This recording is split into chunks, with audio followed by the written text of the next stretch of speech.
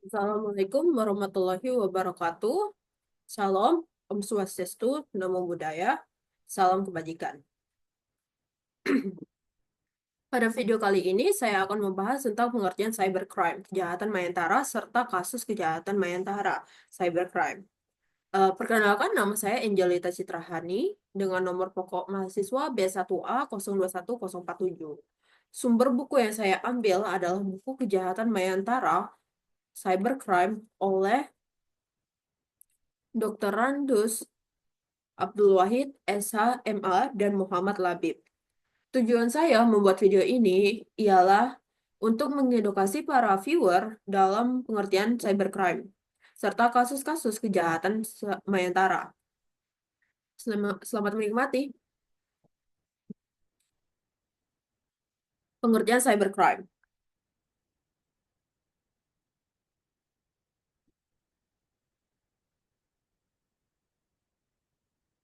Menurut Kepolisian Inggris, cybercrime adalah segala macam penggunaan jaringan komputer untuk tujuan kriminal dan atau kriminal berteknologi tinggi dengan menyalahgunakan kemudahan teknologi digital.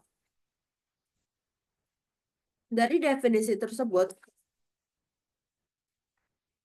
tidak dijelaskan apa maksud kata jaringan komputer. Apabila dimaknai secara luas, maka akan meliputi LAN, Local Area Network, dan Internet. Dan LAN ini mempunyai karakter yang berbeda dengan Internet. LAN merupakan jaringan tertutup. Dalam beberapa segi, jenis kejahatan yang disebut termasuk dalam kategori cybercrime tidak dapat dilakukan dalam LAN ini. Semisal adalah spamming, cyber squatting, dan sebagainya. Dalam beberapa literatur, cybercrime sering diidentikan dengan computer crime. The US Department of Justice memberikan pengertian computer crime sebagai any illegal act requiring knowledge of computer for its interpretation, investigation, or prosecution. Artinya, setiap perbuatan melanggar hukum yang memerlukan pengetahuan tentang komputer untuk menangani, menyelidiki, dan menuntutnya. Sementara pengertian lainnya diberikan oleh Organization of European Community Development, yaitu any illegal, unethical, or unauthorized behavior relating to the automatic processing and or the transmission of data. Artinya, setiap perilaku ilegal tidak pantas tidak mempunyai kewenangan yang berhubungan dengan pengolahan data dan atau pengiriman data. Indra Savitri juga mengatakan bahwa kejahatan dunia maya adalah jenis kejahatan yang berkaitan dengan pemanfaatan sebuah teknologi informasi tanpa batas serta memiliki karakteristik yang kuat dengan sebuah rekayasa teknologi yang mengandalkan kepada tingkat keamanan yang tinggi dan kredibilitas dari sebuah informasi yang disampaikan dan diakses oleh pelanggan internet.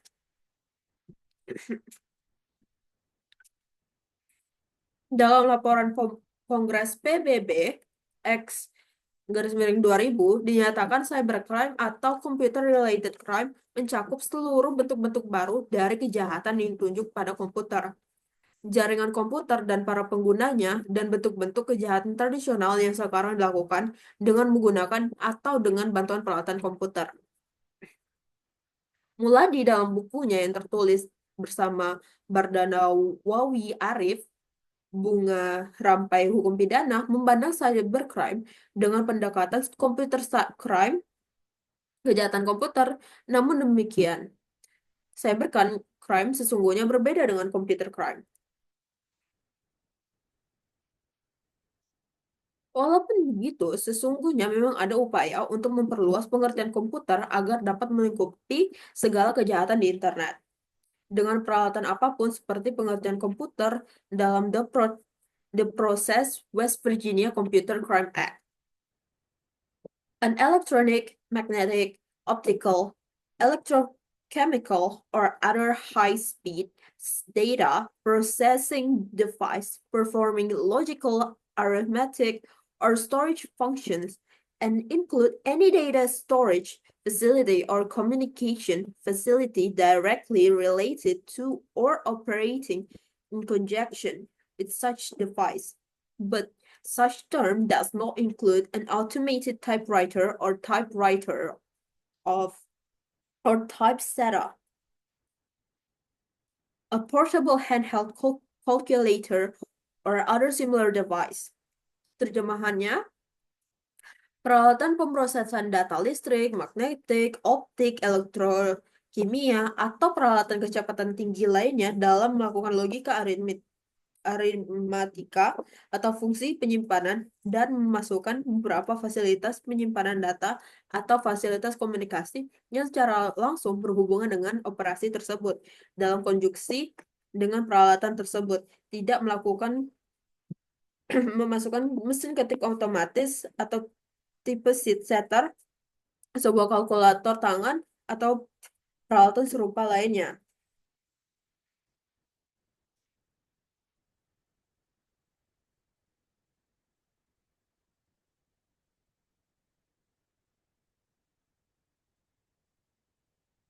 Dilihat dari beberapa definisi di atas, tampak bahwa belum ada kesepakatan mengenai definisi tentang cybercrime atau kejahatan dunia cyber. Sebagaimana yang dikatakan oleh Muladi, sampai saat ini belum ada definisi yang seragam tentang cybercrime, baik nasional maupun global. Kebanyakan masih menggunakan soft law berbentuk code of conduct seperti di Jepang dan Singapura. Ungkapan senada juga dinyatakan oleh Agus Raharjo bahwa istilah cybercrime sampai saat ini belum ada kesatuan pendapat, bahkan tidak ada pengakuan internasional mengenai istilah baku, tetapi ada yang menyematkan istilah cybercrime dengan computer crime. Bardanawawi Arif menggunakan istilah tindak pidana mayatara untuk menyebutkan cybercrime. Beliau mengatakan dengan istilah tindak pidana mayatara dimaksud identik dengan tindak pidana di ruang cyberspace, atau yang biasa juga dikenal dengan istilah cybercrime.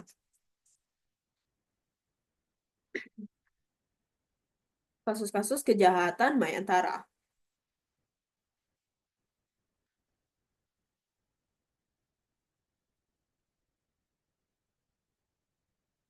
Kemajuan teknologi telah berkembang sedemikian pesatnya. Teknologi merupakan produk dari modernitas, telah mengalami lompatan yang luar biasa. Karena sedemikian pesatnya, pada gilirannya manusia, sang kreator teknologi itu sendiri kebingungan mengendalikannya. Bahkan bisa dikatakan teknologi berbalik arah mengendalikan manusia.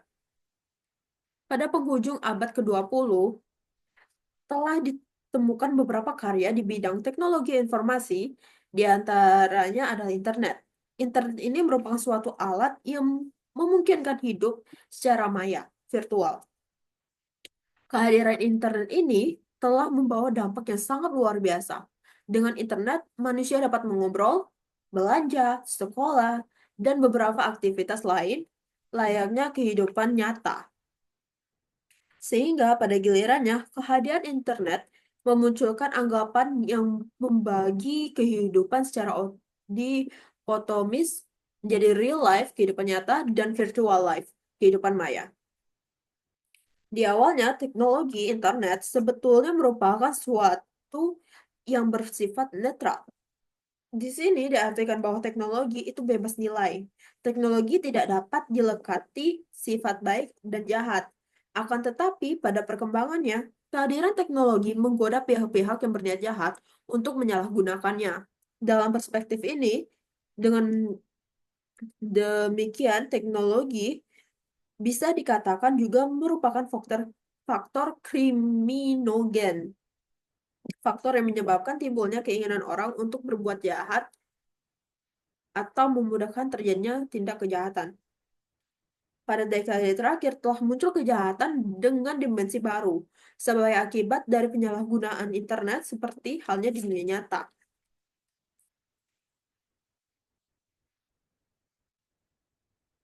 Sebagai dunia maya, internet ternyata mengundang tangan-tangan kriminal dalam beraksi. baik untuk mencari keuntungan, materi, maupun untuk sekedar melampiaskan keisengan. Hal ini memunculkan fenomena kaos yang sering disebut dengan dalam bahasa Inggris sebagai cybercrime, kejahatan di dunia maya. Dari ungkapan ini tampak jelas mengisyaratkan bahwa kejahatan ini lokus deliktinya adalah dunia maya atau cyber. Hal inilah yang membedakannya membedakannya dengan kejahatan konvensional, yaitu lokus deliktinya yang dunia nyata kita berbeda. Ada bermacam-macam jenis kejahatan yang dapat dilakukan dalam dunia cyber. Dalam beberapa literatur dan situs-situs yang mentengahkan cybercrime, sesungguhnya berpuluh-puluh jenis kejahatan yang berkaitan dengan dunia cyber yang maksud dalam kategori kejahatan umum yang difasilitasi teknologi informasi antara lain penipuan kredit, penipuan bursa efek, penipuan perbankan, pornografi anak atau child porn atau juga biasanya disingkat sebagai CP, perdagangan narkotika dan terorisme.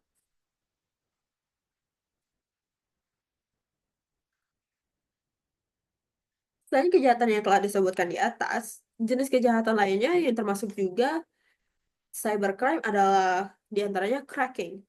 Cracking ini memiliki lingkup yang sangat luas, mencakup pembajakan akun milik orang lain, pembajakan status web, probing, penyebaran virus, hingga melumpuhkan target sasaran.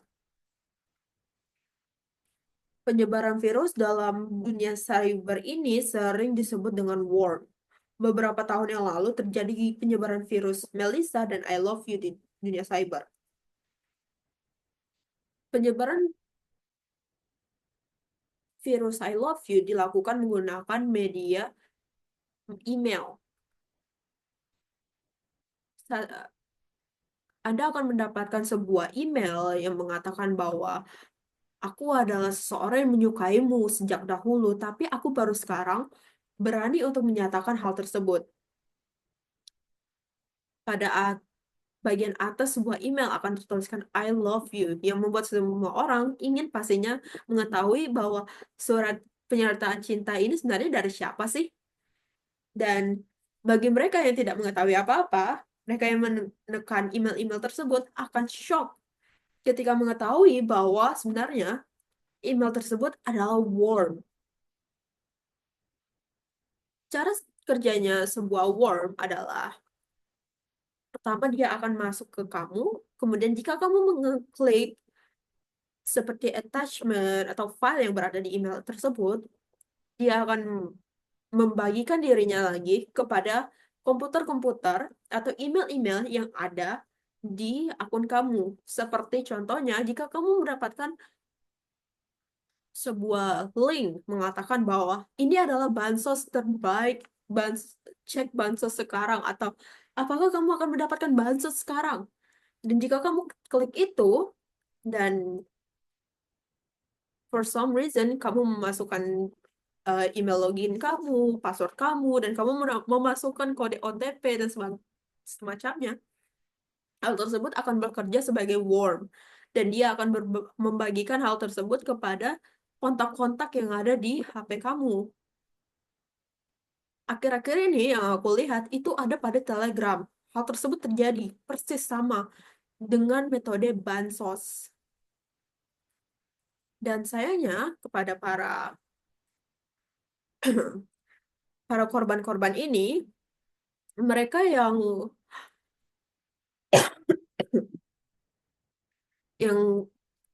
mengklik link sembarangan ini akhirnya memiliki akun mereka yang terbajak.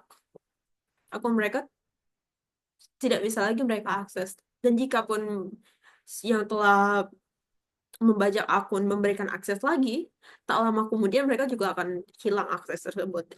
Atau akun tersebut akan berubah menjadi sebuah akun pornografi. Jadi beware. Hati-hati jika kamu melihat sebuah situs atau link yang dibagikan bahkan teman atau keluarga pun itu sangat berhati-hati. Masa sih link bansos tapi ada pakai My Canva? Kan nggak masuk akal banget gitu. Oke, lanjut.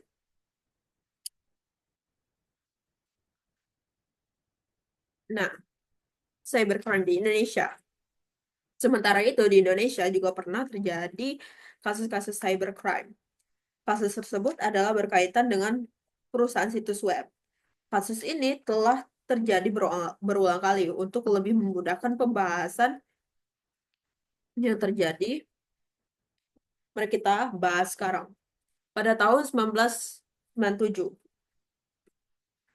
ketika masalah Timur Timur menghangat, situs milik Departemen Luar Negeri dan ABRI, sekarang TNI, dijebol oleh para cracker proto, yaitu milik Portugis, yang pro kemerdekaan Timur Timur.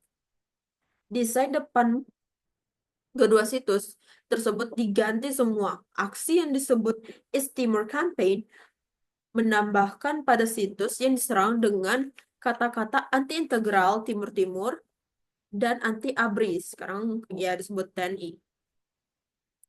Dalam tahun yang sama, situs pendidikan yang dalam manifesto hacker dilarang rusak, dirusak oleh cracker.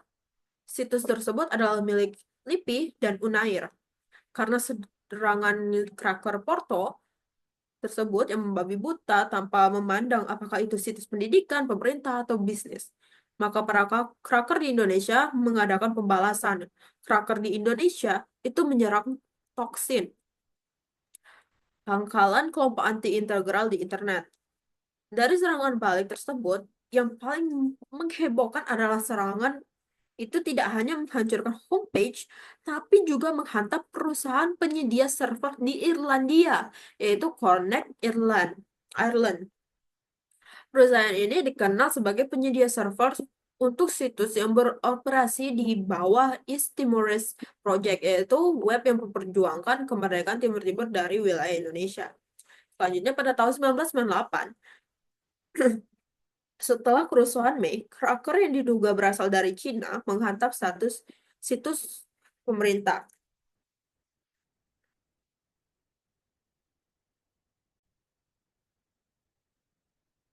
Situs yang tidak beruntung ini adalah situs web milik BKKBN yang diserang oleh cracker yang menyebut dirinya Disclosure.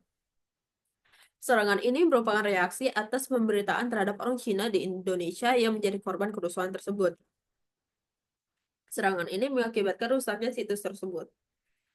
Pada tahun 2000, beberapa situs web Indonesia diacak-acak oleh cracker yang menamakan dirinya Fabian Clone dan Naisodni. Situs tersebut adalah antara lain milik BCA, Bursa Efek Jakarta, dan Indosat Net.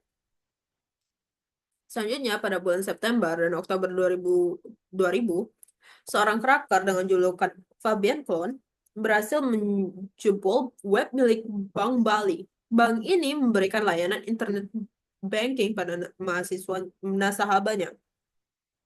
Kerugian yang ditimbulkan sangat besar dan mengakibatkan terputusnya layanan nasabah. Pada bulan April 2001, situs milik Depak dan Deperindak rusak oleh ulah cracker. Situs milik Deperindak tidak hanya dirusak, tapi file-filenya dihapus, sehingga administrator sistemnya tidak mendeteksi siapa yang menyerang. Dan lagi pula, cracker tersebut tidak meninggalkan jejak.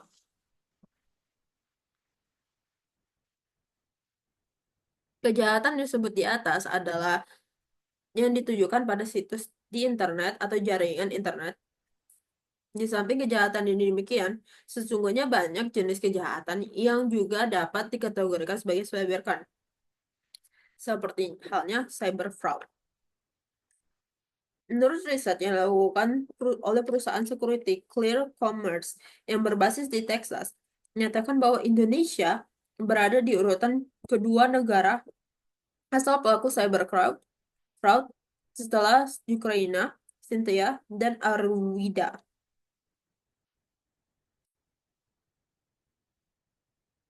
Berdasarkan survei yang dilakukan oleh Aceh Nielsen pada tahun 2001, Indonesia ternyata menempati posisi ke-6 terbesar dunia atau keempat di Asia dalam tindak kejahatan di internet.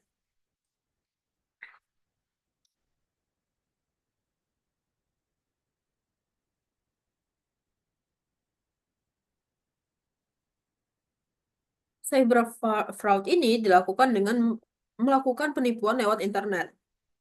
Modus dari kejahatan cyber fraud ini dapat bermacam-macam. Salah satu di antaranya adalah dengan melakukan penawaran menggunakan nomor kartu kredit palsu milik orang lain.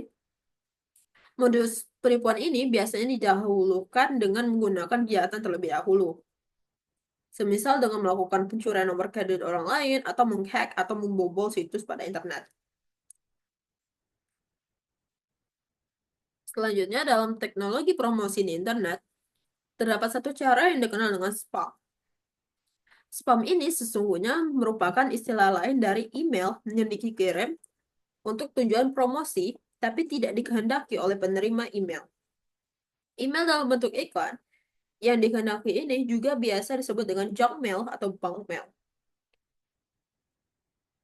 Menurut catatan AOL, Amerika Online adalah sebuah internet service provider di Amerika.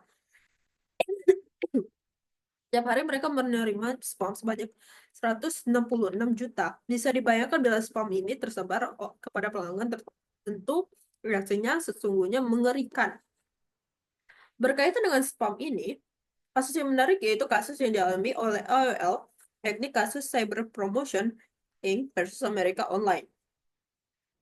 948 F sub 43936. Kasus ini bermula dari Cyber Promotion,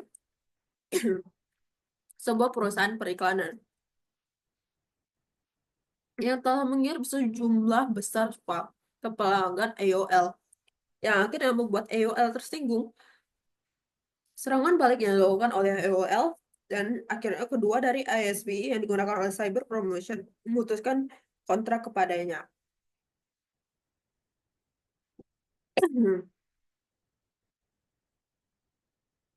Menurut penelitian salah satu lembaga riset di Amerika, Computer Security Institute, dari 538 perusahaan besar, ternyata 186 menyatakan mereka mengalami kerugian sebesar 370 juta dolar AS akibat kejahatan di internet pada tahun 2001.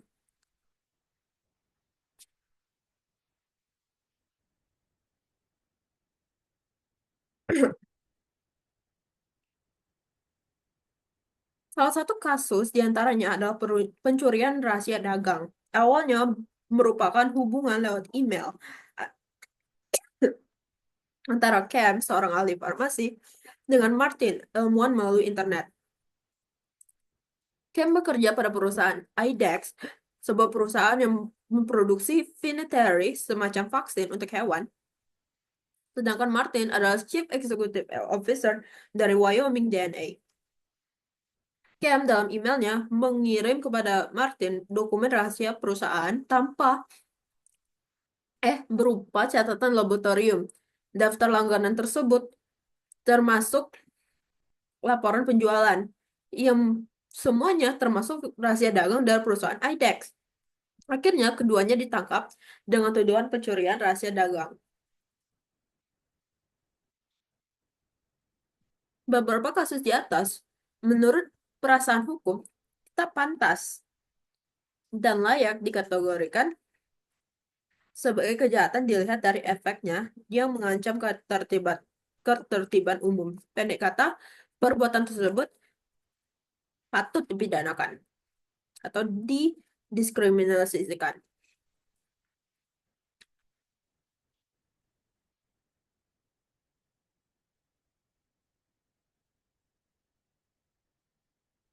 Berkaitan dengan kategori perbuatan kejahatan dalam dunia cyber, ada suatu perbuatan yang berada dalam gray area antara kategorisasi sebagai perbuatan jahat atau bukan, sehingga para komunitas internet sendiri berdebat apakah perbuatan ini termasuk dalam cybercrime atau bukan.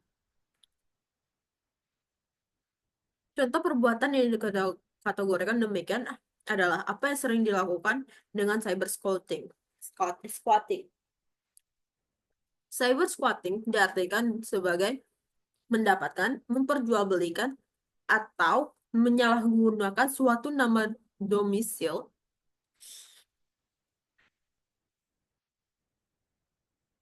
suatu nama domain dengan etikat tidak baik atau jelek.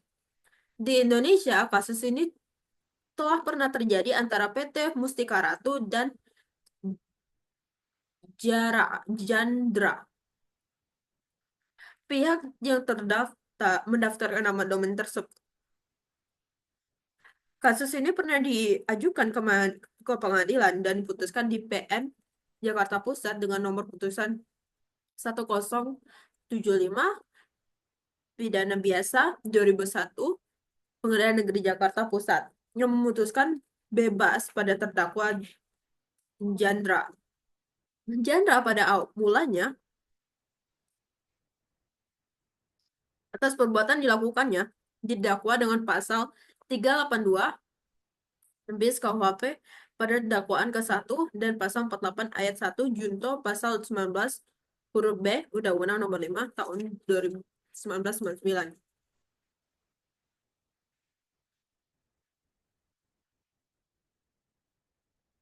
Dalam satu pertimbangan hakim mengungkapkan pen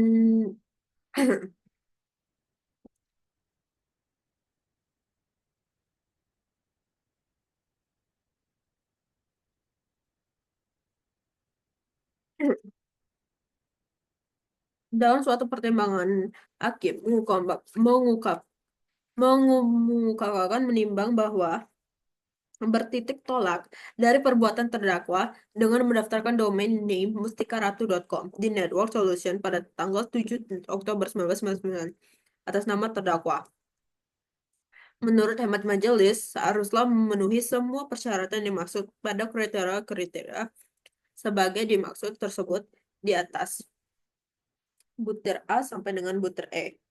Berdasarkan pertimbangan hakim tersebut, mengindikasikan bahwa kejahatan cyber ini, cyber squatting, tidak bisa didakwa dengan pasal 382 bis KUHP.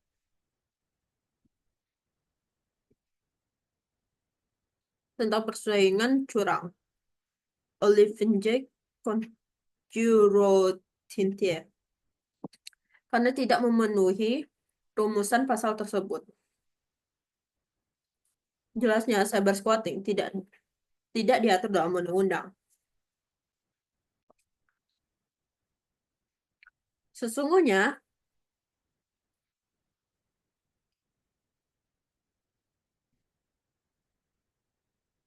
selain beberapa kasus yang terjadi, sebagaimana diuraikan di muka, masih banyak kejahatan yang dapat dikategorikan sebagai cybercrime. Selain kasus di atas, ada juga kasus yang berkaitan dengan cybercrime di Indonesia, kasus yang telah diputus di Pengadilan Negeri Sleman dengan terdakwa Petrus Pangkur 23 alias Boni diobok-obok.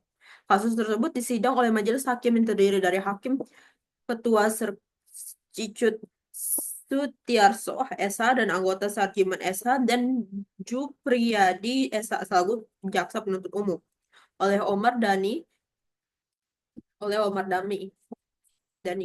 Dalam kasus tersebut, terdakwa didakwakan melakukan cybercrime dalam amar putusannya. Majelis hakim berkeyakinan bahwa Petrus alias Boni Diogobobok telah membobol kartu kredit milik warga AS. Hasil kejahatannya digunakan untuk membeli barang-barang seperti helm, sarung tangan merek AGV. Total harga barang yang dibelinya mencapai 4 juta. Nah, itu dia pengertian serta contoh-contoh kasus-kasus kejahatan cyber yang berada di Indonesia serta internasional. Terima kasih telah menyaksikan video ini hingga akhir. Semoga video ini dapat bermanfaat dan membantu para viewer dalam memahami tentang cyber crime. Jika kamu menyukai video ini, jangan lupa tekan tombol like di bawah video ini, leave a like, dan komen pendapatmu jika ada yang ingin didiskusikan lebih lanjut. Dari all for now, wassalamualaikum warahmatullahi wabarakatuh. Peace out.